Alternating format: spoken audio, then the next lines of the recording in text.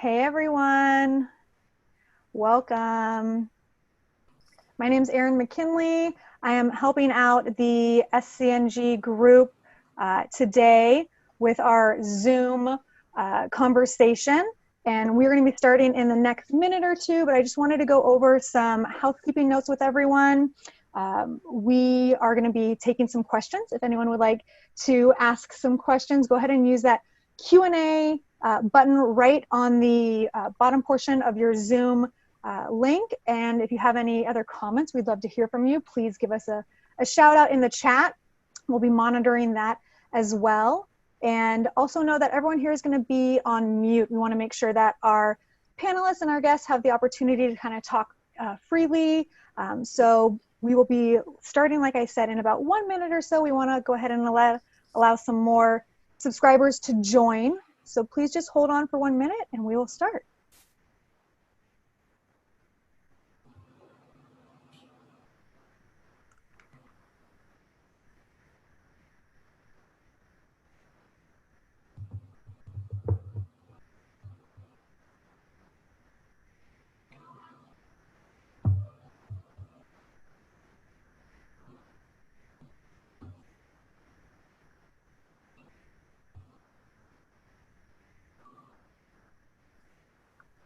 All right, for those who are just joining, again, my name is Erin McKinley. I am helping out for our Zoom webinar today. We are going to get started here.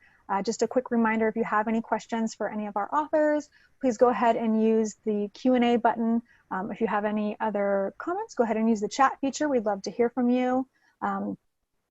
I'm here and I'm so excited and pleased to introduce to you SCNG's editors, Samantha Dunn. She's an award-winning journalist and has written several books and currently serves as the executive editor at the Southern California News Group. Sam, it's all yours. Thank you, Erin, and thank you and welcome to all of our valued subscribers and everybody else who's joined us tonight for this salon-style conversation with writers and performers. And we're going to be talking about books and ideas, which I guarantee will offer diverse opinions and perspectives. Just want to say we value your support as subscribers and readers, and we couldn't do anything without you, so thanks.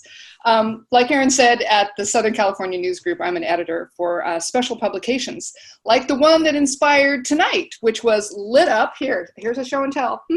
Lit Up, your guide to books, writers, and the literary life of SoCal. That came out at the end of May.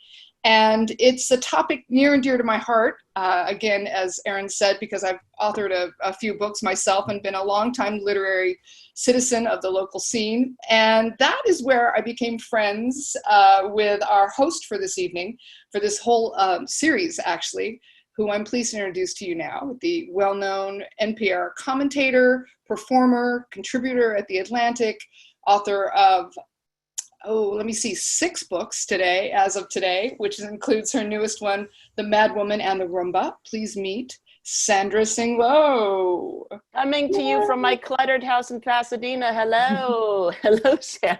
Hello. Sandra, as you know, we did Lit Up because we wanted to create a publication that would focus on new releases and give local authors a platform, because there is no platform when you have a pandemic and no book events, no book tour. Do you remember the old days when you go on your book tour and they'd pick you up at the airport? I know. Okay, let me rub in the salt. They pick you up at the airport and they take you to a nice restaurant and then you'd have a crowd and it would be fabulous. So Sandra, how are you navigating the pandemic book tour? Well, here's my book tour. You see the messy living room. This is what we're doing. I mean, I think my book officially came out June 2nd. So, originally it was, and this, the national emergency was declared on March 13th, Friday. So those of us were going, well, I'm sorry that you have your book coming out in March and April and May, but surely by, and then one by one, of course, things get canceled or pivoted to a virtual event. So, so that first of all, it became about like my personal kind of, struggle. And then it became kind of, my book actually came out June 2nd on Blackout Tuesday. So obviously it's kind of like, I could focus on my problems, but that would really be horrific because there's much bigger questions afoot. So of course we postponed and canceled things that were happening then. But I think to a certain extent, because my book, The Mad Woman in the Roomba, it's very much a domestic comedy. When I was writing it in 2015, 16, 17, 18, I actually turned it in 2 years late because I was so traumatized by the election as a kind of menopausal 50-something Democrat female, of where I was just, how can we go forward? And so I had some material in that book that my editor said, you better take it out because by the time this thing comes out in 2020, which seems so futuristic, people are not going to be fixated on how to knit a pussy hat exactly. They will have mastered it by then, Sandra. So I put a thing in the preface of saying, and to a certain extent, when Bette Midler does her shows, and she's always Dolores Delago, the mermaid in the wheelchair, like reading a newspaper and going, well, the news is awful. And it always is. Now, it's particularly surreal in these particular times, but I think still we're finding amidst this whole national conversation, a place where there can be moments of personal moments of even humor for a moment, temporarily, before we go back to, the questions at large. And I think, it was ironic because already a few months before when the quarantine had come down, people were already just really exhausted and in their heads, and summer was coming. They just, I want to have a beer outside. Yeah. I'm going to lie in a hammock.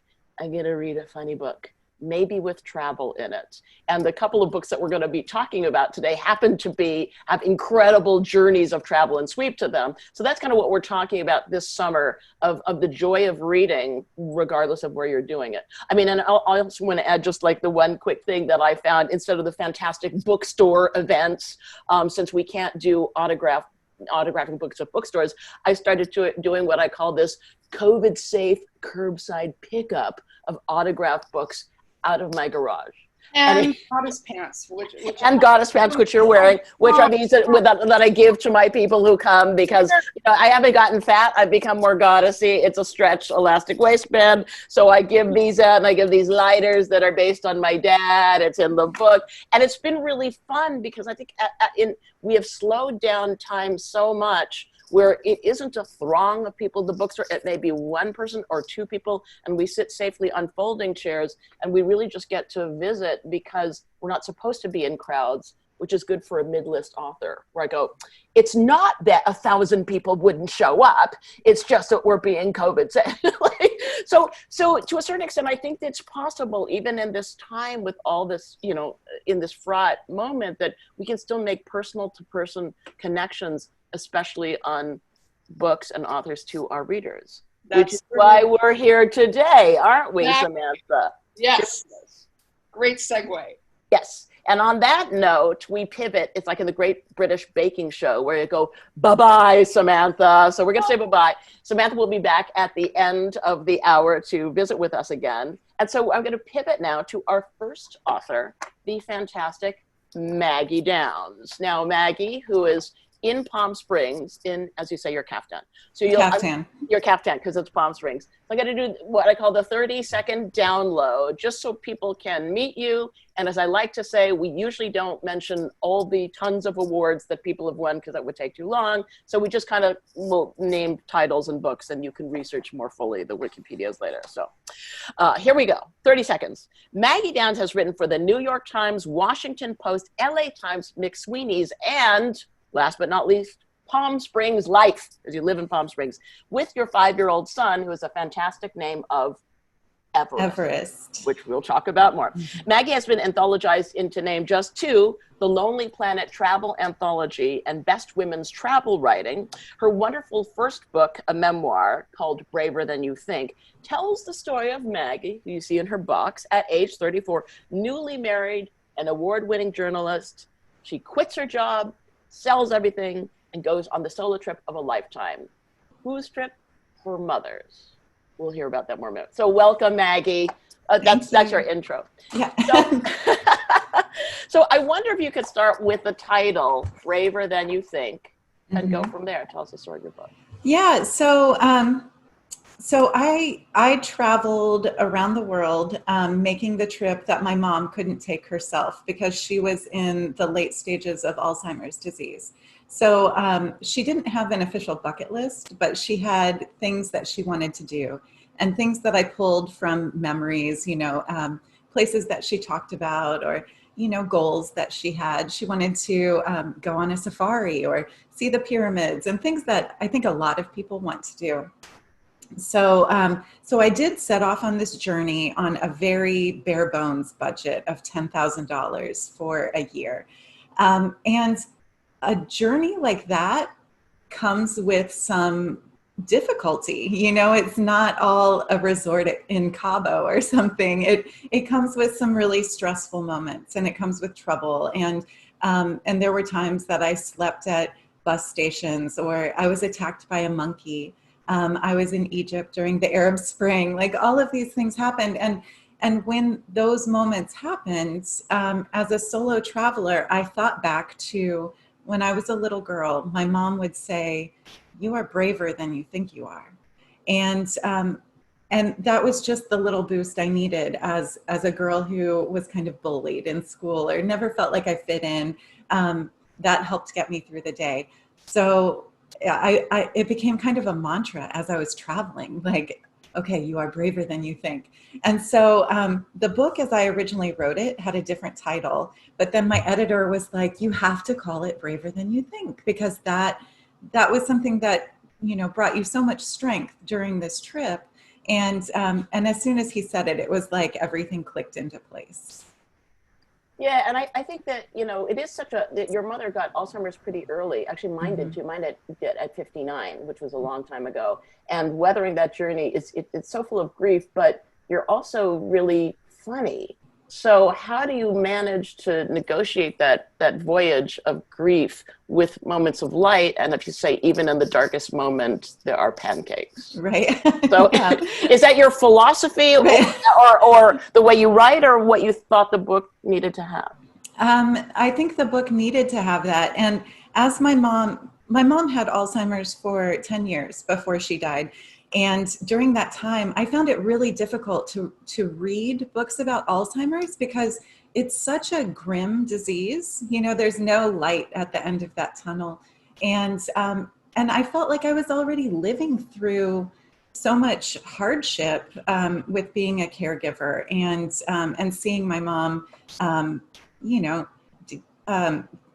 in watching her decline, that like I didn't want a book that was just completely steeped in grief. And I feel like life isn't steeped in grief all the time anyway. There are moments of lightness, there are moments of joy. And so I really tried to balance it out. And I mean, really weird, funny things happen when you're traveling anyway. So that was really easy to pull into that. So, and I know being attacked by the monkey is one, but is there kind of another moment of lightness or unexpected comedy that you might share for the listeners that happens in your book along the way? Well, so I was in Thailand during a festival called Songkran, and it's the water festival. And people, for about 3 or 4 days, people just have a massive water balloon fight, and they bring out like squirt guns, and there was a moment where a monk shoots me in the face with water from a water gun. So that's the first thing that popped into my mind. But there are just so many. I think the world is just rich with humor if you start to look for it. So hopefully that's threaded in my book. Yeah, which is a great read. And of course, you also this is new releases. And so this is your very first book, and whoa, the timing. So right. What's that been like for you? Yeah, as Sam was saying earlier, like the book tour, I kind of envisioned myself like with hat boxes and going to different cities, like on a train, and very glamorous. And that hasn't happened. Like I've been in this condo since March 13th. And it almost feels like the book isn't real because I have these certain things, these like rites of passage, even if it's standing in front of an empty Barnes and Noble. I had these things that all writers talk about that I kind of wanted that experience.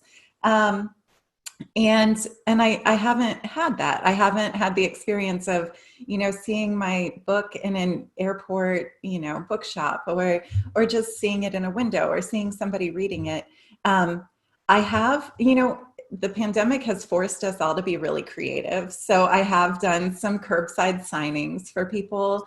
I signed up for stamps.com so that I could send out copies, like signed copies, to people and just have them Venmo me. And then some of my friends they managed to do a book release party for me, which I didn't think would be possible, but they found an empty resort, and right now Palm Springs is full of them. And they managed to secure an empty resort. They had cookies made with my book cover, and we had champagne, and we distanced with like all of us at separate ends of the pool. And we just, had champagne in the pool and ate cookies, and I signed my books for them. And, I kind of love having an empty resort all to myself. So that was, a definite highlight of this. Oh yeah. And it's kind of the odd thing that we might look back on some of this and miss some of this. We don't wish that. And you also have been, I have one actually writerly question for you, but before pivoting there, and you've been homeschooling your son at 5 also. I have been homeschooling my son. And, that has been difficult to squeeze into, trying to do the book launch from home. I've started doing a lot of online events, and I pivoted to doing a lot of virtual book clubs. So I've done about 24 virtual book clubs in the past month, which is, an intense schedule of visiting book clubs, but it's been really great. And so I'm like trying to keep my son occupied while I'm talking to book clubs around the world. And, and it's like living with Captain Underpants, because he's 5, he's always naked, he's always talking about toilets and butts, and he always has a dish towel, clipped around his neck, and he's like running through the house as a superhero. And, he's ended up on quite a few Zoom events, so you might want to look out for him. That have all been recorded, as we now know in this time. He'll never live that down. He'll enjoy seeing that on the therapist's couch later. So, and when we were visiting a little bit before, you have a connection with our next guest, Hector Tobar, that you'd met before. Can you relate to the viewers what that was? Yeah. I'm so excited to share this. I was really excited to see that Hector was a part of this. So I received my MFA from the University of California, Riverside, Palm Desert. We have a low residency MFA. And Hector came to our residency, and it was when I was in the process of writing this book. And he gave a lecture about using the elements of fiction to tell nonfiction stories. And it's when he was writing his book about the trapped Chilean miners. And so he talked a lot about the narrative structure of fiction and how that can create drama, and how you can create characters out of real people, and just bringing in color so that it makes a nonfiction story so much more readable, like very page-turny, And his talk really stuck with me, and it meant a lot as I was writing my book. So I'm just thrilled to be on the same Zoom call with him. Yes. I thought that was so interesting, and sort of the nonfiction and fictional elements working together is kind of very much kind of what his new book deals with in an interesting way. And lastly, before we let you go, it's been so short, the time flies, and I think there are many viewers, and we got a question regarding this, and saying more generally, if you have any words of advice to a first-time writer, maybe somebody who doesn't even have the credits that you have, but they have a memoir or a story to tell, either inspirationally or a little bit practically, how they might even get that manuscript to an agent or publisher, or just any words of advice you have for a new writer. Yeah. So I worked pretty closely toward the end of my book with a writer named Alex Marzano-Lesnevich. And they always say that memoir is the genre of discovery. And so you don't even know what the story is until you're like mucking around in the darkness, you know, until you start telling it, you don't even really know what your story is. And that's what I found was true with my memoir. I started to write it as a straight adventure story, and only, you know, years into it, I discovered that the heartbeat of the story was my mom, who motivated me to take this trip. And that's when the story became so much fuller and more resonant. And so I think it's just, you just have to get into it and discover what your story is. And until you find that, it's not going to resonate with an agent. It's not going to find its home. It's not going to be the story that it needs to be. And I'm so glad that you told about that process, because when we begin with the title Braver Than You think the first thing is the title, and that's and when you're saying actually that title came later, and that adventure of finding the heart of the story came in the process. I think that's really helpful for writers to learn. Yeah, I read a book about radio storytelling, and Ira Glass, he calls that moment like the German forest, when you are the German forest is a place that's dark and it's dense and it's hard to find your way out. Like there's no path. You don't know which way to go home. And I think that's where you need to take yourself in the story, is into the German forest. And only then can you start to find your path. Maggie Downs, ladies and gentlemen, like a first-time book author. What a pleasure to talk to you so much. Thank you so much. And the book is Braver Than You Think, and it's a must-buy because you'll go so many places in it. You can sit on your hammock and travel safely, COVID safely, and it's a terrific book, so congratulations. Thank you so much. Thank you. Thank you. Next up, our next guest is Mr. Hector Tobar. Welcome, Hector. And I'll do your 30-second download for those who want an updating. And as I say, while we don't tend to list all of our prizes that our authors have won, somehow I have to say, Hector Tobar is a Pulitzer Prize winning journalist who's written for the New York Times, New Yorker, and the LA Times, also an acclaimed fiction writer, so the journalism and the fiction. Hector's work has appeared in the Best American Short Stories, LA Noir, Ziziva, and Slate. His books are The Barbarian Nurseries, Translation Nation, The Tattooed Soldier. His New York Times bestseller that Maggie mentioned, Deep Down Dark, was the story about the 2010 Chilean mine collapse, trapping 33 men, half a mile underground for 69 days. And so they made a pact. If they survived, they'd only share their story collectively, so no one would profit. As the 33, who did they choose to tell their story? Hector Tobar. It was also made into a movie starring Antonio Banderas, but we don't have enough 4 hours for me to fangirl about that. Oh, welcome, Hector. Thank you. Thank you so much, Sandra, for that wonderful introduction, and thanks to everyone who organized this wonderful event. Yeah, and I wonder if you do you remember Maggie and the UC Riverside, talking to writers and about? Oh, absolutely. I thought, man, what a great gig. You know, they have this low-res MFA, and they meet out in a resort in the desert. You know, it happens to be in the middle of summer, but still, it's a resort. So it's a wonderful program led by an old friend, Todd Goldberg. Yes. Fantastic. Now, before we pivot to your fascinating new novel, we were talking a little bit. I mean, today is Juneteenth, which is, the oldest commemoration of the ending of slavery. So, racial things, uprisings are on people's minds. And, your Pulitzer Prize winning LA Times coverage was on the 1992 Rodney King uprisings. And you are the son of Guatemalan immigrants, native of Los Angeles. So you've seen quite a few street events, and you recently wrote just this great essay, widely read in LitHub, about your thoughts about this kind of the protests in the last few weeks. Could you just share a little bit about that? It was very interesting.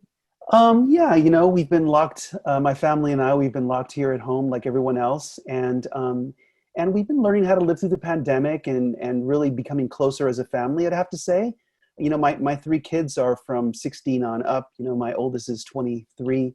And so, the kids are bigger and we don't really always eat together anymore. But now, since the pandemic, every night we have dinner together. And so that has been a wonderful experience. And then in the middle of this, we're also seeing the horrible toll it's taken on New York and other cities of the world. But then we see on the television this, revolution breaking out, this spontaneous explosion of anger and idealism, I have to say also, spurned by this horrible event that took place in Minneapolis. And then one morning, turn on the television and we see their demonstrations in Los Angeles and the city is burning again. And, I had a couple of hours of just flashbacks. I saw those first fires on Fairfax and I told my kids, this could spread, this could really spread, because that's what happened in 1992. I was in the newsroom of the LA Times and we watched this begin in flashpoints like Florence and Normandy, and it consumed the entire city. And it became this, this massive sociological, political event of African-American anger and Latino frustration. And so to see that, playing again in our television screens. But, the outcome has been really different, because in Los Angeles in 1992, a huge part of the city was destroyed. And here in 2020, we have this, growing consciousness, this incredible movement where, the white middle class has suddenly woken up to this, this phenomenon that has been going on throughout American history. And here in Los Angeles, really since its founding, many books have been written about the violence in Los Angeles and the racially tinged and ethnically tinged violence in Los Angeles. And suddenly, I have my middle-class neighbors, white middle-class neighbors with Black Lives Matter signs on their houses. One spray painted Black Lives Matter in white paint on their asphalt driveway. My neighbor next door, who's from Wisconsin, very nice woman, also white woman. She has a Black Panther black fist on her on her garage. So it's been a really interesting, really interesting experience. To see this unfold, to see the movement of history and see the evolution of history in this time. And I think it's interesting because your work kind of often deals with two cultures coming together, or the intersection of when different cultural or ethnic groups come together, which in a way kind of leads us to your book in a certain way, doesn't yes. it? Which is just a fantastic, when you The Last Great Road Bum, which is about, when you're talking about the Midwest, which is the hero is from Urbana, Illinois, right? So it's like that Midwest, that continue, and he's the hero of the story. So it's such a fascinating book. Can you tell the audience a little bit about your evolution to write this novel that's just coming out? Well, yeah, one of my last assignments as a reporter for the LA Times was that I was the Mexico City bureau chief.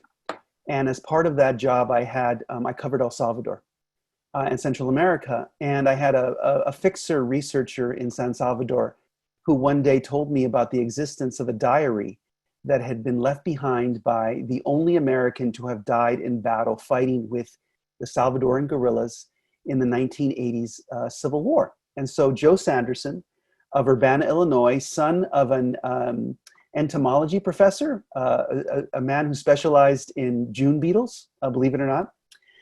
This young man had spent 20 years hitchhiking around the world. We're talking about travel, and Maggie's book had talked a lot about travel. He had spent 20 years hitchhiking around the world, 70 different countries, and his adventures end when he's 38, 39 years old in El Salvador, and he joins up with this rebel group. And so I got a copy of his diary from the rebels who had kept this document for more than 20 years. Was able to look through this diary that he kept, and he died in battle. And so it goes right up to the morning before he was killed. I contacted his family, and I found out that he had been writing to his mother for the 20 years while he was on the road. And so my novel is based on this diary, his war diary that he had on his back when he was killed, and also on the 20 years of letters that were saved by his mother and that were lovingly preserved by his brother in these plastic boxes in Urbana. And so I decided that I would write a novel about Joe, because Joe did all these crazy things. He was a road bum traveling the world, joined the guerrillas, actually went also to Nigeria during the Civil War in the 1960s and worked for the Red Cross. and he did many, many other, borderline sort of, risky things to write novels. He wanted to write novels, but he was a terrible writer. He didn't believe in revision, which of course is the one thing that all of us, we learn, that we suffer through, is revision. And Joe didn't revise. And so I decided, wow, instead of writing a nonfiction book about this guy, maybe I should write a novel. I should write his novel. And so I spent the last 3-4 years of my life becoming Joe Sanderson and writing the novel about his life and work. So becoming him. So in that part that you had to fill in as a novel writer, you didn't say, and this is where Hector gets to say, be him, but so you're saying you really tried to become him, to become that person. Well, absolutely. I mean, he grew up in the 1950s and 1960s as a young man in a country, yes, markedly different from the Los Angeles of the 70s and 80s that I grew up in, but still an American boy. We American boys are taught that the world belongs to us in one way or another, and Joe really took that to heart. And yeah, it was a big challenge to enter into that perspective. But Joe started off collecting butterflies. I knew this from his father, who I interviewed before he died. Milt Sanderson died at 101 years old. I interviewed him when he was 100 years old. Oh and he gosh. told me all these stories about Joe growing up. And he told me that Joe was a great butterfly collector, and that his butterflies were still stored in the Natural History Museum at the University of Illinois.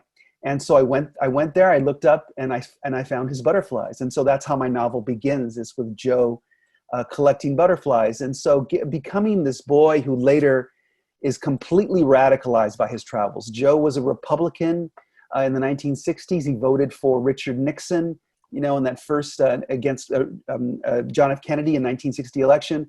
He goes to joining a group of Marxist rebels when he's in his late 30s. And so he had an incredible trajectory, as we say in Spanish, of just his evolution as a person. And that's a lot of what the novel's about. And I mean, it seems there's, the 33 Chilean miners, they picked, of all people, you to tell your story. These diaries were saved for a while, and then they let you look at them. So you're kind of like the story whisperer. What is it about you that makes people go, I'm going to let Hector Tobar tell my story? What do you think there's a technique that you have, or it's just you, or? Well, it's funny you say that, because when I teach at UC Irvine, that's what I tell my students. I tell them, come to my office hours with your story idea, because I'm the story whisperer. I'll help you fix your story and get it going, because I'll just sort of listen and feel the story and, feel its pulse. And I'll tell you, you need to do that. What about if you did this? And it's I think it just comes from, well, actually having worked in a newsroom, just the repetition of churning out stories that are due at 5 p.m., which was our old deadline at the LA Times. At a newspaper, you interview somebody at 10 o'clock in the morning, 1 in the afternoon, you drive back to the newsroom and you write up their story as quickly as you can. And so that practice as a reporter really honed my listening. I tell my students, when you interview somebody, think like a writer, look for those details, listen for the details. And most importantly, I think the most important thing is just to be curious and to be honest with people and to be sincerely interested in people. I think people can really tell. I've interviewed literally tens of thousands of people, and I firmly believe that someone can tell when you're a phony. Someone can tell when you're manipulating them. People are really intelligent, even people who are illiterate. And I've interviewed people who are really illiterate, people who are, have little education.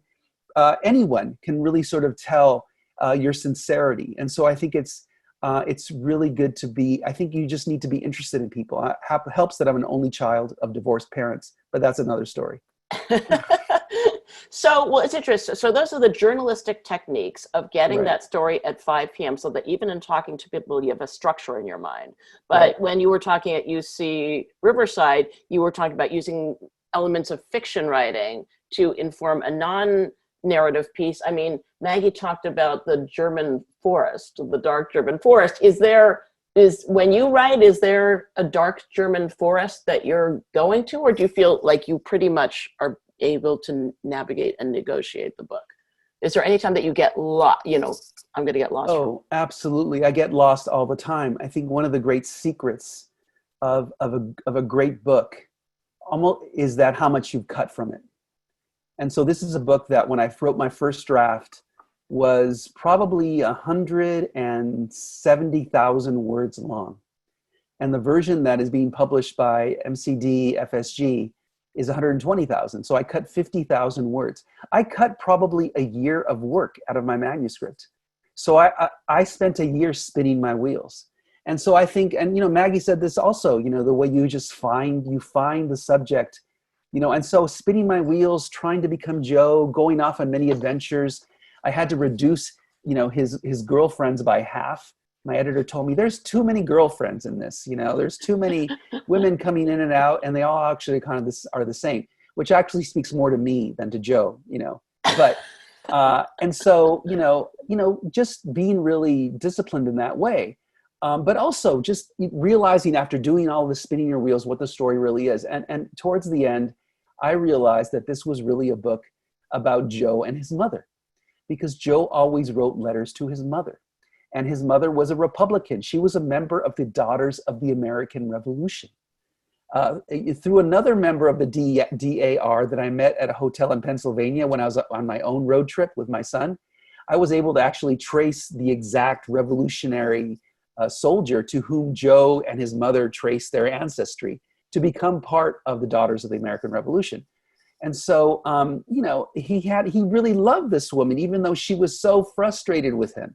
From the time that he dropped out of college to the time that he died, Joe, when are you going to find yourself? When are you going to get off the road and get a real job, And so this relationship is really one of the anchors of this book. It's really about a young man traveling the world so that he can tell stories that impress his mother. Oh my gosh, that's also an interesting connection with Maggie's book. One final quick question. I wish we could talk for another, okay. Sandra Dobra says a quick question for you. Your scarf, is that a keffiyeh as a scarf? Do you have an Arabic connection? Can you speak to that? Like, everybody's very interested in what you're wearing. Yes, this is a keffiyeh, and I bought it when I was an LA Times correspondent covering the first years of the Iraq War, the second one, in 2002, I believe it was. Yes, 2002, 2003. I was in Baghdad for a few weeks, and I bought this keffiyeh. And it just so happens that Joe Sanderson also traveled through Baghdad. So I was able to sort of, use some of my memories of the sunflower fields of Iraq and other places in the Middle East and put those into the story. I mean, Joe did so many things. He hitchhiked across Iraq and Syria and Iran and Afghanistan, something you could never do today, and just had so many great adventures. So the keffiyeh is also kind of a memory of Joe. Thank you so much. It's such a pleasure visiting. Hector Tobar, the new book is The Last Great Road Bum, incredible novel. You must get it. And it's coming out in August, is it? Yes, August 25th. So August 25th, so you can pre-order now. Do it. All right. Thank you, Hector. And finally, last but not least, we turn to our final guest, a personal favorite of mine. I've known her work for so many years, the great Charlayne Woodard. Welcome. You have your scarf too. So I'm going to do your 30-second download, which is, again, incomplete. And I am going to mention a couple of awards. I just have to. It just kind of flows that way. Okay. So I'll say, while super fans of Pose, like my teens, well, and myself, know Charlayne as the fabulous Helena St. Rogers, Pose's legendary dance teacher and star maker. Aside from her copious movie work, Charlayne has starred on Broadway in the original company of Ain't Misbehavin', that's Tony and Drama Desk nominations. Off-Broadway, two-time Obie Award winner, starred in the plays of John Robbie Bates, Athol Fugard, and Lynn Nottage. But Charlayne is here today because of her acclaimed solo plays, which are Pretty Fire, Neat in Real Life, and The Night Watcher. What I kind of relate to also as a performer, which I thought would be a great conversation, is here's a brilliant performer who's also a brilliant writer. Like Pretty Fire won NAACP Theater Awards for Best Play and Best Playwright, and it's a solo play. So I want to talk about that today. Welcome, Charlayne. Thank you very much, Sandra. It's so great to see you. And so sometimes what we get to do on our Evolving show is we talk about new releases, but also we get to go back in time sometimes and look at pieces that remain really relevant even today. And you know, I love all your pieces, but a personal favorite is your first one, Pretty Fire, because that's the first one I saw. And that was, I think, it premiered at the Fountainhead Theater in Los Angeles in 1992.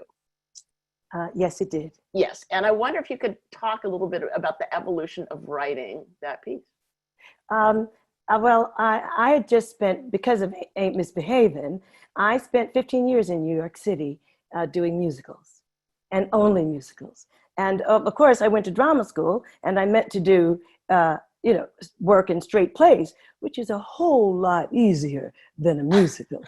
Singing 8 shows a week, and my training was not for that. So it was a challenge. And I remember Andre de Shields told me, you're going to do these musicals until you learn how to do them. So 15 years later, I felt like I had learned how to do it. I moved to LA expecting to live up on a hill and get a sitcom really quickly or get a TV show or something without singing. And then I started doing the auditions and everything. I realized I was working on characters who were supposed to be Black characters, but they didn't speak to me. And I said, my goodness, at an audition one day, a lot of sisters all went to coffee after to complain. And I was reading Maya Angelou's book at the time, Wouldn't Say Nothing for My Journey Now. And she said, if you don't like something, fix it. And if you can't fix it, change the way you think about it, but stop complaining. So I realized I had to, if someone was going to write about me, I had to do it. I can't expect someone to know about me unless I let them know about me. So, a lot of magic happened that allowed me to write that first play. My grandmother died, and I wanted to, I wanted to go to this retreat because I was really grieving. And my pastor's wife, I was new to this big, wonderful church, West Angeles Church of God in Christ. My pastor's wife asked me if I could sing for about half an hour, 20 minutes to half an hour, on the first night of the retreat. Well, on the first night of the retreat, there were 450 women there in a ballroom with circular tables. And I decided that I would not sing, but to write a play, write a story about my grandmother and how she made me perform, tricked me into it. But I told that story, and 450 women told me after that personal story was their story. So I immediately said, I'm going to add four more stories and create a night of theater, because I had no idea that would be a night of theater. But because I could see them all, because we could relate, because it was like antiphonal response, because that audience was my scene partner, it was alive as any play I'd ever done. And I came running after that feeling for, I guess ever since then. Well, and I think that I listened to it again this morning on the audiobook. Your performance is great. And it's interesting. It's really such a really rich piece. It's about growing up as a little girl, in Albany, New York, and then visiting your grandparents in the South, mm-hmm. and just loving that Dixie song, not really like of little girls watching the TV and like going, what do you want? And your mom goes, what do you want to be when you grow up? What? And you said, Lassie. Yeah. Right. Because when I grew up, we had no role models. Right. No Black role models. But I loved Lassie. And I loved Shirley Temple. And I said, I want to be Shirley Temple. I want to be Lassie. My sister wanted to be a maid because in all the movies we saw, they all wore clean clothes, starched aprons and clean clothes, Right. And it's interesting because it's such a very masterfully written piece. Okay. And that's what I want to, because it, as you said, it's in the voice of the little girl. So to me, it reminds me a little bit in a certain way of Angela's Ashes, the Frank McCourt novel, because he worked for 10 to 15 years to find the voice of that, because these terrible things happen in Ireland. And if you told it from an adult's point of view, to go, oh no, oh no, oh no, and the kids see it as it's happening, you know, and as the pretty fire of the title of that. I mean, it's like your character thinks it's pretty, but it's not. Mm-hmm. Yes, it's a play seen. The story is told through the eyes of a little girl, and it shows at point a lot of the way how quickly we lose our innocence in this country. You know, that pretty fire was. I mean, spoiler, y'all, but we did not know that looking from my grandmother's window in Savannah, Georgia, but at the bottom of her Black community, that the cross that was burning there was meant for intimidation. We thought the cross burning there was the most beautiful Jesus Christ cross in the world. It was on fire, and it was lovely. Yeah, and that is, and then you sing the Dixieland song after that. It is really, I think we thought we loved Dixie. We loved that song. It meant the South. And you know, when my sister Allie and I were 4, 5, 6, this is what it was. It was summers down in Savannah, and lots of seafood and lots of walking barefoot in red clay roads and things like that. And I think it's fascinating because it takes you so many different places. And I think, you know, we talked a little bit earlier about one of the most powerful, and I'm getting a little choked up thinking about it, one of the most powerful stories in there. And it hits you only when you think, and I think years later, people would always say, what of your piece is that story in? And that's the story of when you're a little girl in school and you are, because you're so smart, you're transferred to the smart kids school where there are a lot of white kids. Yeah, in a class of 16, there were 2 Black students. But when you're telling it as a little girl, you're going, well, you don't really make much of it when you go through, oh, I just have to do to another bus stop, and then it's this, and then I like that, and then we ran. And then I made friends, and it's like, and I talk about making friends with these girls that, I mean, we were the 3 Musketeers, Barbara and Linda and myself. And then, of course, one day, and not the first year because we're really young, but one day, you know, Barbara just woke up and looked at me and saw me differently and called me the N-word. And in front of the entire class. And I could tell right away, even though that name was not anything I'd ever heard hurled at me, I knew it was horrible. And of course, the teacher snatched her up and took her off into the schoolroom. But when I went home to tell my mother, oh, I was devastated. I came in, I was screaming, you know, Mommy, and telling her that she did this. And it was a betrayal, you know, and everything, because I thought she was my friend. But it's just something that she learned, and she said so. She said, my father said, and there it was.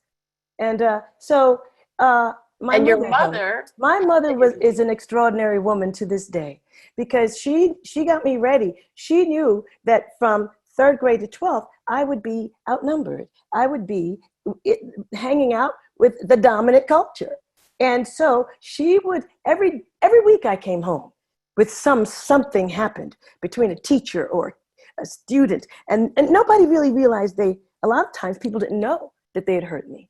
But Mommy would just dust that stuff right off of you and give you a reason not to be hurt, strengthen you, and send you back out. She said to me that day, when I told her that Barbara called me that N-word, she put down, she was in the garden, in the backyard of the peach tree. She put down her tools, took off her gloves, threw her head back, and laughed. And I begged her, Mommy, please stop it. I'm very serious. You know, here I am in 4th grade begging her to be serious. And she looked around the yard. She said, okay, Charlayne, what if I were to call you a rabbit pellet? Okay, that's crazy, Mom. Okay, what if I were to call you a stinkweed? Come on, hey, come on over here, rabbit pellet, and give Mama some sugar. I mean, she was like that, and then I got it, and I called her like a froggy face, and we started throwing names, and next thing you know, we're running around this peach tree and calling names and laughing. She had me laughing about this moment that she knew I'd have to live through over and over and over again. And she told me in that grass underneath that peach tree that word is a word that people purposely made up to sling at us whenever they want to stop us, whenever they want us to not reach the goal we're trying to reach. They do that on purpose. But I want you, when they do that, she said, I want you to laugh to yourself. How silly are they? Because we all know that you're not a stinkweed, you're not a rabbit pellet, and you are not, will never be their N-word. And I think that's so powerful, and it's so surprising that your mother, that moment that your mother laughs is just like, it's shocking, but it's amazing, and it's like transformative. But I think that there's something that's so interesting about that story, because you mentioned that you did it at another time in New York, and an older Jewish man came up to you. Yeah, I'm at Manhattan Theater Club doing this play. They did, Manhattan Theater Club, God bless them, did three of my three solo plays, the first ones. And after the show in the lobby, there was a man, a Jewish man in a wheelchair waiting for me a half an hour after the show ended, waiting to tell me that that he had a personal connection to my story, because that's what happened to him. That's not that word. He had the K word thrown at him. And he felt exactly the way I felt, and that he wished his mother had handled it the way mine did. Yes, that's so powerful. And it's interesting with this kind of story, this kind of solo piece, it's so beautifully written, so universally written. I think everyone has some version of your grandmother, maybe not as awesome, like a really, on my deathbed, I would like somebody to sing in the choir. And it is so relatable. And I remember when I was doing my show, Aliens in America, so you were touring all over the country doing your show. And then very occasionally, if you were double or triple booked at the end of the season, they say, who can we get aside from Charlayne? And then I went into your one slot early on. In Seattle. And my piece was Aliens in America, about my Chinese father and German mother, who has that kind of background? But I think in some other way, I would have people come up to me and go, oh, that's my story. Peruvian and Guatemalan, they didn't like each other, or they were from the same town, but wrong parts of the town. So I think there's something very interesting about these something very universal about the personal. Yes. Yes. You know what I mean? Yes. That's all. It just shows the connection between all of us. And that's why I write to tell our stories. I don't think enough of our stories have been told. We've only just started telling our stories. I'm from the oral tradition, and we, in general, all these centuries have been a part of that oral tradition. Yeah, it's really incredible. It's incredibly moving about stories that connect us when the news, as it's in 24/7, can sometimes be so just divisive and splitting us into different parties and names and things. But I think that simple human story of somebody telling their childhood, it's so relatable. And I like telling mine through the eyes of a child, because if I were to tell these stories about race and culture, and if I tell these stories as the grown-up, then sometimes people are like, I don't want to hear that. I mean, what I love is people are ready to hear those stories now. But, back in 1992 or even before, it's like, I don't want to go there. I don't know where she's going to take me, But I love that now people are pretty good at listening and hearing what you have to say.